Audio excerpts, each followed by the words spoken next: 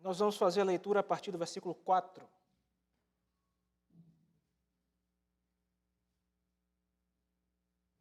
Dando continuidade à exposição da palavra do Senhor que já tínhamos começado no domingo passado. Nosso pedido é que você abra sua Bíblia, deixe sua Bíblia aberta para que você possa acompanhar a exposição. Nós temos também algumas Bíblias aqui. Algum dos diáconos aqui vê se alguém precisa de Bíblia, por gentileza. Se precisar, a gente pode, aqui dentro do berçário deve ter alguma Bíblia. Se alguém precisar, a gente pode disponibilizar também. Diz assim a palavra do Senhor. Acaso é tempo de habitardes vós em casas apaineladas, enquanto essa casa permanece em ruínas? Ora, pois, assim diz o Senhor dos Exércitos, considerai o vosso passado. Tendes semeado muito e recolhido pouco. Comeis, mas não chega para fartar-vos. Bebeis, mas não dá para saciar-vos. Vestivos, mas ninguém se aquece. E o que recebe salário, recebe-o para pô-lo num saquetel furado. Assim diz o Senhor dos Exércitos. Considerai o vosso passado. Subi ao monte, trazei madeira e edificai a casa do Senhor. A casa, né? Dela me agradarei e serei glorificado, diz o Senhor. Esperastes o muito, e eis que veio a ser pouco. E esse pouco, quando o trouxestes para casa, eu com o assopro o dissipei. Por quê? Diz o Senhor dos Exércitos. Porque, por causa da minha casa, que permanece em ruínas, ao passo que cada um de vós corre por causa da sua própria casa.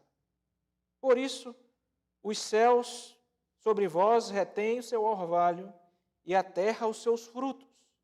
Fiz vir a seca sobre a terra e sobre os montes, sobre o cereal, sobre o vinho, azeite,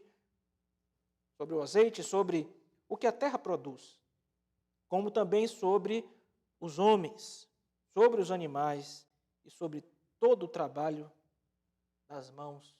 Até aqui, irmãos, nós vamos orar mais uma vez. Antes da exposição da palavra de Deus. Ó Deus, nós concordamos com a oração feita pelo teu servo, o presbítero Éder, de que precisamos total e completamente do seu auxílio para ouvir a tua voz. Tua palavra nos assegura isso, que as coisas espirituais se discernem espiritualmente. Portanto, ó Deus, o mesmo Espírito, a terceira pessoa da Trindade Santa e Augusta que, ó Deus, inspirou o texto sagrado, venha iluminar agora as nossas mentes, os nossos corações, para, ó Deus, ouvindo a tua voz, nós venhamos, ó Deus, a moldar o nosso comportamento, o nosso ser, à imagem do nosso Redentor Cristo Jesus. Nós te louvamos porque esse mesmo Espírito é capaz de aplicar toda a tua palavra ao nosso coração. E conscientes desta realidade, confiantes nesta realidade, nós desde já te agradecemos, ó Deus, pelo alimento que haveremos de receber agora, em nome de Jesus. Amém. Meus irmãos, nós começamos no domingo passado falando que esta mensagem foi uma mensagem entregue no segundo ano do rei Dario, no 6º mês, no primeiro dia do 6º mês. Nós somos remetidos aqui a um contexto histórico que é muito interessante, o contexto do profeta Ageu, onde depois do decreto expedido por Ciro, o persa, no ano 538, foi possível para que os crentes que haviam sido levados para o cativeiro babilônico voltar para casa. E o rei persa, o governador persa Ciro, ele morre, depois seu filho assume o Cambiases, e logo depois o Dario, um dos seus generais, chega ao poder. E é justamente no segundo ano do reinado desse Dario, que o profeta Ageu começa a escrever aqui, e entrega esta profecia para os nossos irmãos. A primeira leva dos retornados, meus irmãos, é uma leva que era composta por aproximadamente 50 mil homens. E essa história é bem narrada para nós no livro de Esdras. Se Se você abrir o livro de Esdras, você vai encontrar dos capítulos 1 a 2 a reconstrução do templo. E você vai ver que começa a surgir uma resistência interna ali, nos capítulos 3 e 4 de Esdras, quando os samaritanos se levantam contra os judeus. Você recorda que os samaritanos são aquele povo que, aproveitando-se do fato do povo de Israel ter sido levado cativo para a Babilônia, tomou conta ali do local, misturou-se com os povos circunvizinhos e, portanto, era um povo idólatra. E, justamente, nós destacamos algo no domingo passado que não é muito comum uma profecia ser entregue e ser mencionado aqui um outro rei que não um rei de Israel. Se você for para a profecia de Isaías, por exemplo, você vai encontrar lá, no ano da morte do rei Uzias, eu vi o Senhor assentado, mas aqui a referência não é um rei de Israel. A referência é um rei persa. Por quê? Porque a monarquia de Israel tinha acabado. Manifestação da disciplina do Senhor para um povo que não estava andando conforme a sua vontade. Então, vimos que, além disso, também o calendário usado aqui já não era um calendário dos judeus, era um calendário dos persas, e de modo que a gente pode remontar a data desse livro facilmente para o ano 520, no dia 29 de agosto. Essa mensagem, no ano 520 a.C. Então, nós vimos que a origem da mensagem também. Essa mensagem se originou no próprio Deus, irmãos. Veio a palavra, versículo 1 ainda aí do texto de Ageu, que nós não lemos hoje, mas o versículo 1 diz que veio a palavra do Senhor por meio do profeta Ageu. Então, Ageu era o instrumento, mas a mensagem vinha da parte de Deus. E vindo a mensagem da parte de Deus, nós vimos no domingo passado que isso requer de nós obediência. Requer que nós ouçamos e entendamos que rejeitar a palavra dos profetas, daquele profeta, como rejeitar a pregação da palavra do Senhor hoje, não é rejeitar o pastor que está aqui apenas como um instrumento, mas rejeitar o Deus que está falando por meio dos seus instrumentos. O Deus que fala por meio da sua palavra. E, portanto, meus irmãos, isso era muito importante. 4 mensagens foram dadas para Ageu, ele pegou 4 sermões. Nós ressaltamos isso no domingo passado. E essa mensagem veio para quem? Ela veio, irmãos, o versículo 1 diz isso também. Veio para Zorobabel, filho de Salatiel, governador de Judá, e veio para Josué, filho de Josadaque, sumo sacerdote. Então, apesar da mensagem ser para todo o povo, inicialmente estão sendo ressaltados aqui, nós vimos no domingo passado, Zorobabel, que significa semente da Babilônia, que era o governador de Judá, os persas tinham confiança nele, ele voltou para governar ali. Era um judeu que nasceu no cativeiro, volta para ser o governador, mas que era ligado à descendência de Davi. Ele ser filho aqui de Salatiel, de Sealtiel, de Sealtiel. Filho de Sealtiel dizia isso. Tanto também Josué. Esse Josué também tinha, que seria o sumo sacerdote, teria ligação com Arão. E esses líderes representavam ali as questões religiosas, as questões políticas, e nós vimos o quanto isso é importante, meus irmãos, porque Deus usa os seus líderes para conduzir o seu povo. Imagina a dificuldade do povo ser conduzido para onde Deus quer quando os líderes não estão ouvindo a voz do Senhor. Isso é terrível. Então, a mensagem começa enfatizando a importância aí desses líderes. E vimos que essa mensagem chegou ao povo, mas o povo estava respondendo de forma inadequada. No versículo 2, que nós não lemos hoje, mas vimos no domingo passado, diz: assim fala o Senhor dos exércitos, este povo diz, não veio o tempo da casa do Senhor ser edificada. Era um slogan que eles criaram. Eles voltaram para construir o templo. Esdras está narrando ali que eles começaram bem, estavam fazendo tudo direitinho, edificaram os fundamentos, construíram o altar. E interessante aqui que Ageu não está usando a palavra templo, ele está usando a palavra casa, a casa do Senhor. E esse jogo, essa mudança de palavra vai ser usada pelo próprio profeta Ageu para ensinar algo importante que nós vamos ver mais à frente. E nós somos conduzidos aqui a 2 problemáticas que vão entrar no texto, no nosso texto de hoje, que é a questão da prioridade e a questão do nosso tempo. São 2 questões, tempo e prioridade. Então, tenha isso em mente quando nós continuarmos aqui a nossa exposição. Quem falou muito bem sobre isso foi um colega meu, um dos nossos presbíteros falou: pastor, tem um colega seu que pegou uma série de sermões nesse livro E eu fui atrás, não tinha visto ainda, fui atrás para ouvi-lo, o reverendo Heber Júnior, colega de docência ali na Faculdade Internacional de Teologia Reformada, onde nós damos aula. E foi interessante a abordagem que o meu colega, o reverendo Heber, fez, porque ele trabalhou essa questão de nós termos dificuldade com o nosso tempo. E ele, na sua exposição, falou primeiramente sobre brigar com o tempo. Parece que às vezes a gente está brigando com o tempo, né? Estamos ali lidando com o tempo, não de uma forma adequada, mas brigando com ele, tendo dificuldades com ele, em lidar com o tempo. E normalmente quem sobra nessa questão são aqueles que nós mais amamos, quem está mais perto de nós, porque a gente pensa que eles vão compreender melhor. Então, se eu deixar de dar tempo para minha esposa, ela sabe que eu estou ocupado, né? Ela sabe que eu preciso fazer isso aqui. Se eu deixar de dar tempo para os meus filhos, afinal ela sabe, ela me entende, ela vê que eu estou trabalhando ou que eu estou fazendo outra coisa. Normalmente, na nossa gestão do tempo, a gente vai equivocadamente deixando de lado quem é principal. E pasmem, muitas vezes nós fazemos isso com o Senhor. Outra coisa, não é apenas a briga com o tempo, mas também a ideia de postergar o tempo. Veja, quando é o tempo que eu devo me envolver mais com Deus, com o seu reino, me dedicar mais às coisas do Senhor? Quando criança, não, mamãe, eu quero brincar. Quando adolescente, não, mamãe, isso é chato. Eu quero videogame, eu quero ação, eu quero jogar bola. Esse negócio de igreja é chato, não quero. Quando jovem, poxa, tenho tanta coisa para estudar, faculdade. Quando adulto, poxa, minha empresa não está indo bem, meu emprego, meu mestrado, tenho a minha fazenda para cuidar. E era isso que estava acontecendo e que, infelizmente, acontece muitas vezes nas nossas vidas. Então, o Senhor vai responder a essa postura do povo. Versículo 3.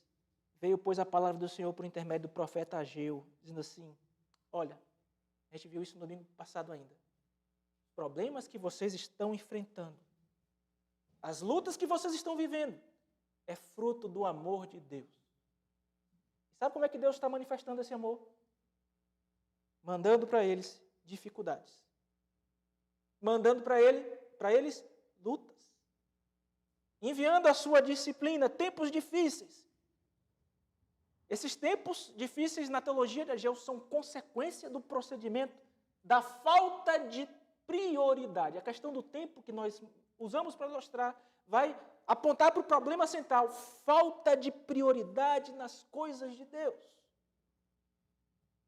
Isso vai ser a causa, nós vamos ver as consequências dessa falta de prioridade. Portanto, vamos para o primeiro versículo do nosso texto, que é o versículo número 4. E eu queria que você desse uma olhada aí. Nesse versículo 4, você vai encontrar aqui, meus irmãos, vocês vão encontrar aqui, meus irmãos, a inversão de prioridades do povo. Veja aí o versículo 4. Acaso é tempo de habitardes vós em casas apaineladas, enquanto esta casa permanece em ruínas? A pergunta aqui é a seguinte, como é que não é tempo de construir a casa de Deus, quando a casa de vocês está com fino acabamento? A palavra aí é apainelada, né? Olha, está tudo lindo. Você vai para a casa de vocês, a casa de vocês, a Ageu dirigindo ao povo, a casa de vocês está, os quartos estão decorados, tudo de madeira fina. Ô pastor, o senhor não tinha dito no contexto que o povo de Israel estava enfrentando dificuldades? Estava enfrentando dificuldades, mas quando você ia para a casa deles, estava tudo arrumadinho, tudo bonitinho, tudo no lugar. Então, o livro de Ageu, profeta Ageu, aqueles primeiros irmãos, e o Espírito Santo a nós hoje está perguntando quais são as nossas prioridades. A nossa própria agenda ou a agenda de Deus? A nossa própria vontade ou a vontade de Deus? E o jogo de palavras aqui, que eu já tinha mencionado no domingo passado, é muito interessante, meus irmãos, que é a palavra casa.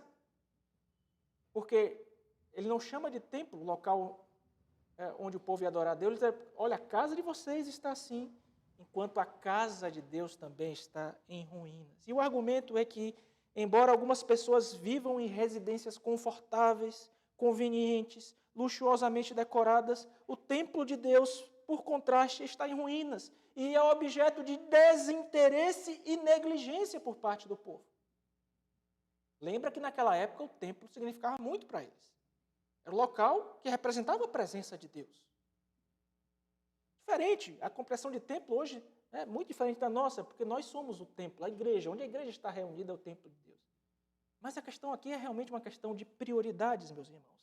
É por isso que nós lemos Filipenses 2:21, onde está escrito lá, pois todos eles buscam o que é seu próprio, não o que é de Jesus Cristo.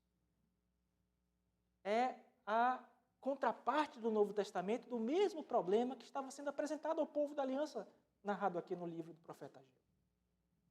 Então, por que não é hora de investirmos na casa de Deus, no reino de Deus? Né? Sabe o que acontece, irmãos? O que é muito interessante é que, como crentes maduros, nós conhecemos as nossas responsabilidades. Nós conhecemos as nossas obrigações diante do Senhor. E nós temos, inclusive, alegria em servi-lo, em viver para Ele. Nós somos crentes. Nós somos o povo de Deus. Mas por que não é hora de priorizar o reino acima de todas as coisas? Aqui, meus irmãos, neste livro, na teologia do profeta Ageu, nós vemos aqui que as pessoas estavam investindo em suas próprias vidas, mas em aspectos das suas vidas que estavam desassociados do Senhor. Ora, essa teologia, portanto, aqui a teologia do profeta Ageu, nos diz que a aceitação da nossa responsabilidade no reino de Deus, a forma como eu ouço a palavra e entendo as minhas responsabilidades diante do Senhor, são parte especial e essencial da realização dos projetos divinos para a vida da igreja, para a nossa própria vida. Então, se eu recebo de Deus um chamado, uma ordem, uma direção, cônscio disso eu trabalho, nós todos aqui, irmãos, vamos ser abençoados por isso. Porque estamos vivendo no centro da vontade de Deus, do querer de Deus para nós. Ora, por outro lado, rejeitar o que Deus está falando para nós, de forma recalcitrante, reiterada, crianças, de várias vezes, ouvir e não ir, ouvir e não fazer, traz sobre nós a disciplina do Senhor, que também é manifestação do amor, mas de um amor corretivo, do amor que quer nos fazer voltar para o centro da sua santa e bendita vontade. Então, primeiro a gente está vendo aqui a inversão de prioridade do povo. O povo estava preocupado com suas coisas, com sua casa, enquanto a casa do Senhor estava lá em ruínas. A segunda questão, os esforços insuficientes do povo. Até fez algum esforço, mas o esforço foi insuficiente. É como se a gente começasse a fazer alguma coisa. Como é comum isso às vezes na vida cristã, né? Não, pastor, pode contar comigo. Ou então, não, isso da parte de uma liderança da igreja, pode contar comigo, pastor. Ou então, pastor, não, igreja, pode contar comigo. Ou para um outro irmão, não, nós vamos fazer tal coisa. E de repente, a gente vai ali, deixando de lado, vai esfriando, né? Vai deixando aquela coisa ali passar. Veja esses esforços insuficientes, né, do povo, versículos 5 e 6. Ora, pois, assim diz o Senhor dos Exércitos, considerai o vosso passado, tendes semeado muito e recebido pouco, comeis, mas não chega para fartar-vos, bebeis, mas não dá para saciar-vos, vestivos, mas ninguém se aquece, e o que recebe salário, recebe-o para pô-lo num saquitel furado. O que é que está acontecendo aqui, irmãos? Os nossos irmãos, eles não priorizaram o Senhor por falsas necessidades. E por acharem que aquilo que eles tinham era insuficiente. Interessante isso, né? Até hoje a gente funciona assim. E o que é que Deus está falando? Eu vou tratar um pouquinho dessa insuficiência daqui a pouco. E o que é que Deus está falando? O Senhor está falando, o Deus da aliança está falando. Tá bom. Então, vocês estão achando que o que vocês têm é insuficiente para vocês? Vocês estão correndo atrás de vento, muitas vezes? para deixar a casa de vocês apainelada com luxo, em vez de priorizar a mim, o meu reino? Se a questão é insuficiência, é nesses termos que eu vou tratar vocês em amor. E vocês verão o que é insuficiência. Vocês estão entendendo o jogo aqui, irmãos? O jogo de palavras. Eles não tinham insuficiência, eles tinham o que era necessário, eles estavam sendo supridos. Mas necessidades outras, falsas, às vezes vão ganhando o coração das pessoas. E Deus, para discipliná-los, para fazê-los voltar ao caminho certo, diz, então eu vou tratar com vocês desta forma. E o que foi que aconteceu, meu irmão e minha irmã? Aquela tendência lá de aumentar as expectativas. Né? Poxa, eu preciso mais um pouco, eu preciso largar mais um pouco, eu preciso ter mais isso, eu preciso sempre um pouquinho a mais. A gente vai querendo sempre um pouquinho a mais, né? E usando isso como desculpa, para não priorizar o reino de Deus e a vontade do Senhor. Aí o que foi que aconteceu? É insuficiente o que eu tenho dado para vocês? Então Deus faz o seguinte, manda um plantio, e o plantio produz uma safra insuficiente. Manda alimento e o alimento é insuficiente para matar a fome. Eles comem, mas não se saciam. Deus dá a bebida, mas a bebida é insuficiente para matar a sede. Deus concede as vestes, boas vestes, mas elas são insuficientes para proteger das intempéries. Os salários são insuficientes, como que colocados em uma bolsa cravada de furos. Então, Deus disse, olha, o que vocês precisam fazer? Vocês precisam voltar à prática da obediência. E a obediência, irmãos, é priorizar a Deus sobre todas as coisas. Priorizar a Deus sobre todas as coisas. Consultar a Deus antes de fazer alguma coisa. Ter certeza que Ele quer que você ande naquela vereda que você, às vezes, está pensando ali que é o certo você andar. Versículos 7 a 11 vão falar sobre isso para nós. Eu queria que você acompanhasse a leitura, por favor. Assim diz o Senhor dos Exércitos, considerai o vosso passado, está mandando sempre olhar para trás, como foi que Ele agiu com o seu povo. Subi ao monte, trazei madeira e edificai a casa. Eu quero que vocês obedeçam isso. Priorizem o meu reino, a minha casa. Esperastes o muito e eis que veio a ser pouco. E esse pouco, quando trouxeste para casa, eu com um assopro o dissipei. Por quê? Diz o Senhor dos Exércitos. Por causa da minha casa que permanece em ruínas, ao passo que cada um de vós corre por causa da sua própria casa. Por isso o céu vos retém o seu orvalho, a terra os seus frutos. Fiz vir a seca sobre a terra e sobre os montes, sobre o cereal, sobre o vinho, sobre o azeite, e sobre o que a terra produz, como também sobre os homens, e sobre os animais, e sobre todo o trabalho das mãos. Ora, primeiro Ageu está exortando aqui o povo a reconhecer a necessidade de obedecer a Deus. Obediência, nossa obediência. E em segundo lugar, nós vamos trabalhar a questão da obediência um pouquinho mais para frente. E em segundo lugar, ele também nos chama a reconhecer, meus irmãos, que experimentamos a disciplina do Senhor por causa do nosso fracasso em priorizá-lo sobre todas as coisas. Muitas vezes. Estava sendo este o caso aqui. E muitas vezes hoje, também pode ser este o caso em nossas vidas. E a única coisa que, no caso aqui, para os nossos irmãos, 520 a.C., poderia levar à remoção desse severo castigo que se abateu sobre eles, era que se arrependessem, e esse arrependimento fosse um arrependimento genuíno, e que obedecessem sinceramente às instruções do Senhor. Então, nós estamos experimentando hoje um tempo de pandemia. Estamos aí com tantas lutas, né? E eu queria fazer uma pergunta para você hoje. que é que você mais esperava fazer quando a pandemia passasse?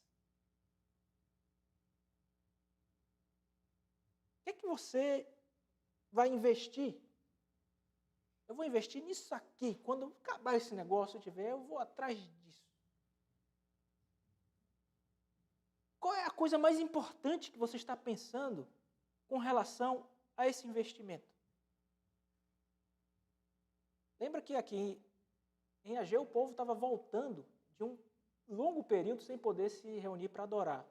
Nós estamos voltando também de um longo período sem estarmos juntos adorando a Deus. E o profeta está chamando a eles a priorizarem o Senhor sobre todas as coisas. Eles deviam obedecer a isso. E se a resposta que eu fiz a você, em primeiro lugar, não veio o reino de Deus, você está sendo chamado pelo Senhor essa noite a repensar suas prioridades. Eu ficava tão feliz nas nossas reuniões de oração, quando nós abríamos para as crianças pedirem oração, e muitos dos nossos filhos, o que é que você quer pedir de oração?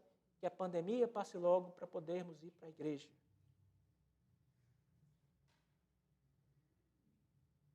Isso é uma bênção, meus irmãos. Então, são os nossos filhos entendendo que a coisa mais importante que vai acontecer quando a pandemia passar é eles estarem na comunhão dos santos, na igreja. E nós louvamos a Deus, meus irmãos, pelo nosso Senhor e Salvador Jesus Cristo, nosso Redentor, porque Ele não somente priorizou sobre todas as coisas o reino de Deus, Ele disse em certo momento que essa era a sua comida e a sua bebida, fazer a vontade de Deus Pai que o enviou. Ele não somente priorizou, como também nos ensinou a priorizar isso, meus irmãos, e nos deu o seu Espírito, o Espírito Santo, o Espírito que nos habilita a priorizarmos o reino de Deus assim como Ele priorizou. Ele nos disse, olha, busquem o reino e a sua justiça, e as demais coisas vos serão, o quê? Acrescentadas. O que realmente precisarmos, Deus vai nos dar, meus irmãos. Olha como isso é bom, entender, meus irmãos, que nada nos segura, nos inviabiliza, nos incapacita de colocarmos o reino do nosso Deus sobre todas as coisas no nosso coração. Afinal, nós somos os cristãos, os filhos de Deus, nós estamos em Cristo. E porque estamos nele, Ele prioriza o Pai, nós também o priorizamos. Isto é uma bênção, meus irmãos. Mas, por vezes, nós curvamos a nossa visão. Perdemos um pouco dos sentidos, desviamos um pouco o passo, um pouquinho para lá, um pouquinho para acolá, mas Deus, na sua graça, nos fala por meio da sua palavra e nos constrange por meio do seu Espírito para que andemos no centro, mirando o alvo que é Cristo Jesus, nosso Senhor e Salvador. Habilitados pelo Espírito Santo para traçar essa caminhada de forma vitoriosa, em sua graça, que é abundante, que é tremenda, e que está à nossa disposição, meus irmãos. Qual é a hora de priorizar a Deus? Em todo momento. Nossa oração, meus irmãos, é que nós possamos viver sem invertermos as nossas prioridades. Vamos falar da teologia mais profunda que está por trás disso aqui? Não deixarmos nenhum ídolo assentar-se no trono do nosso coração que não o nosso Deus. Nada. Deus sentado no trono do nosso coração, nos governando, nos fazendo andar conforme a sua vontade. Expressa na sua palavra. Se você já foi ou está sendo disciplinado por Deus, ou de repente está andando dessa forma, a boa notícia, meu irmão e minha irmã, é que Deus disciplina a tantos quantos ama, para que aqueles que estão sendo tratados pelo Senhor estejam felizes, regozijantes por essa manifestação, não de um Pai irado, de um Deus que não nos ama, manifestação apenas de ira. Não. Um Deus que se ira sim contra o pecado, mas com relação a nós, Ele nos ama e nos disciplina porque nos quer tratar, porque quer nos ver andando conforme a sua santa, boa e perfeita vontade. Que Deus aplique essa palavra bendita aos nossos corações, meus irmãos, todos nós que estamos aqui, você também que está em casa. Amém.